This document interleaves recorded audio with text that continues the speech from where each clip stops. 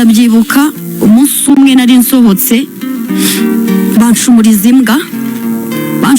imbwa ndirukanse nkandagira mu icupa rya fanta ryari riraho ino ryose rihita rivaho risigara riregetse. Ntabwo nari kubona uko njya kwa muganga, ntabwo nari kubona ukuntu mbigenza, mpita njya handi muri ba baturanyi bundi ni interahamwe, ndababwira ngize ikibazo ino ryanjye rigiye kuvaho, nkandagiye mu icupa, imbwa iranyirukankanye, nuko bigenze. Umwe aramfata njyana he ku kadispenseri kari karaho, barandoda. Kumbe bari kugira ngo bigarurire imitima yacu, bavuge bati aba bantu nta kibazo, kumbe bafite intego zo kugira gute, zo kuturangiza.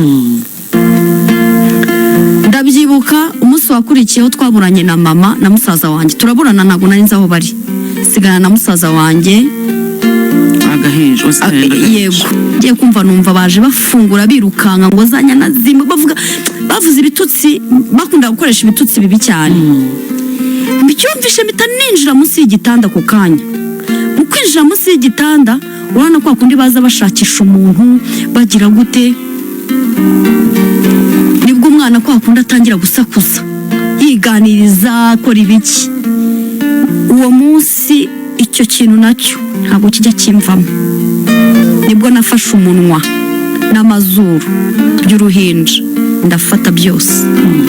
Urumva ntabwo yari guhumeka, nta hantu yari kubona ahumekera. Umva umwana ari kwinyagambura, nanjye nkarushaho kugira gute, gufata kabisa kugira ngo atagira gute, atavuga. Barasaka ahantu hose, barasaka, kandi ubwo twibereye hehe, munsi y'igitanda. Kumbe ni bande? Ni ba baturanyi, za nterahamwe zari zije zivuga ngo turabarangiza, dore igihe bahereye. Baratubura, batubuze barasohoka.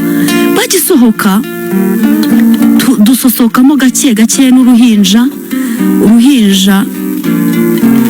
mfata akaboko nkagira mbona wapi, ndakomanga mbona wapi, numva ntahumeka.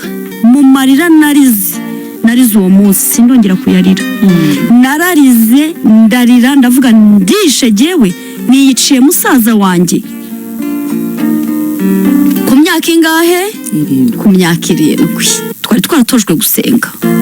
Narasenze muri ikimenyetso cy'umusaraba, ndasenga mvuga dawe uri mu ijuru, mvuga ndakuramutsa Mariya, umva nasenze amasengesho yose. Mu minota itarenze nka 15 pe, nagiye kumva numva karakoroye. N'abantu mwereka mbabwire, icyo kintu ntabwo kijya kimva mu mutwe, ntabwo kijya kimva mu maso.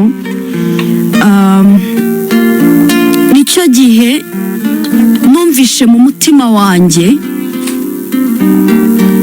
hajemo amahwa, ngira ikibazo gikomeye cyane. Nibwo umwana Atena yongeye atangira kurira. Muri iyo nzu nta mazi yari arimo, amata yari yarashize, nta kintu na kimwe gihari. Nibwo nafashe Blaise uruhinja ndufata mu biganza, ntangira gushaka amacandwe mu kanwa yo kugira ngo nduhereze. Ndarufata nkazajya nshira kwa kundi umwana aba afite akabere gutya ataranapfundura, mufata gutya nkazajya nshiraho agasa nk'urigata n'ururimi, mwongera nkashakisha ndi ngacira gutyo. Nigeze aho ngaho n'amacandwe ndayabura kuko nta kindi kintu nari gukora. Kubw'amahirwe mu gihe gito nagiye kubona mbona mama araje azanye na musaza wanjye unkurikira, asanga mfite agahinda, asanga ndababaye. Ndamba mama wari wagiye, ati nari nagiye kubashakira icyo kurya. None se wari wagiye kugishaka he, kuzi ko nta hantu wakura icyo kurya?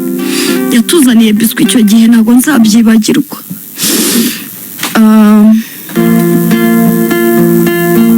Arangije aratubwira ati noneho ikintu tugiye gukora, tugiye kwicara muri iyi nzu, nta hantu ho ntaho kujya nta gusohoka mpita mubwira ibyabaye ukuntu abantu baje zanira hamwe yumva noneho birakomeye ndababwira ariko ntabwo yigeze atubona twari turi munsi y'igitanda nibwo nafataga uruhinja mubwira ukuntu byagenze mama yarize amarira ntazibagirwa